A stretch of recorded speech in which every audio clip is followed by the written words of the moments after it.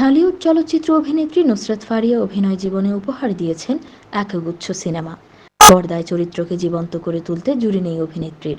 অভিনয় দিয়ে দর্শকের মনে দাগ কেটে আছেন। গত ঈদ উল ফিতরে প্রেক্ষাগৃহে মুক্তি পেয়েছিল জি3 সিনেমা। এই ছবির কন্যা গান এখনও শ্রোতাদের মুখে ফেরে।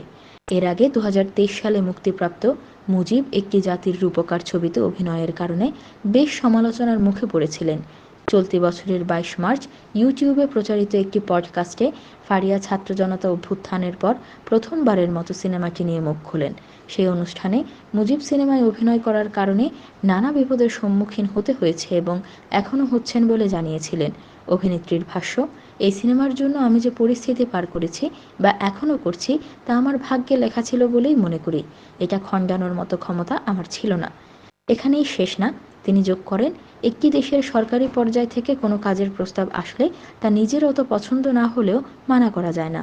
কোনো সিনেমার চরিত্রে অভিনয়ের জন্য যদি অনুশোচনা করি তাহলে আমার পেশাকেই অপমান করা হবে। ওই মন্তব্যের কয়েকদিনের মধ্যেই অভিনেত্রীর বিরুদ্ধে হত্যা চেষ্টা অভিযোগ করেন ভাটারা থানা এলাকার এনামুল হক। গতকাল রোববার 18 মে দুপুরে থাইল্যান্ড যাওয়ার সময় হজরত শাহজালাল আন্তর্জাতিক বিমানবন্দর থেকে অভিনেত্রীকে আটক করে ইমিগ্রেশন পুলিশ। পরে ভাটারা থানা পুলিশের কাছে হস্তান্তর করা হয়। প্রাথমিক জিজ্ঞাসাবাদ শেষে অভিনেত্রীকে ডিবি কার্যালয়ে নেওয়া হয়। এরপর হত্যা চেষ্টা মামলায় অভিনেত্রীকে গ্রেফতার দেখানো হয়।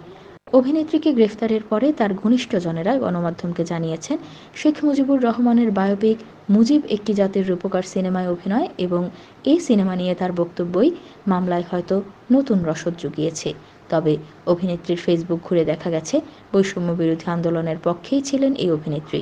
3 আগস্ট জাতীয় শহীদ মিনারে জড়ো হওয়া শিক্ষার্থীদের সঙ্গে একাত্মতা জানিয়ে ছবি প্রকাশ করেন এই অভিনেত্রী, যেখানে ঘোষণা করা হয় সাবেক প্রধানমন্ত্রী শেখ হাসিনার পতন ও নয়া বন্দোবস্ত। অভিনেত্রীর গ্রেফতারের পর সরব হয়েছে শোবিজ তারকারা।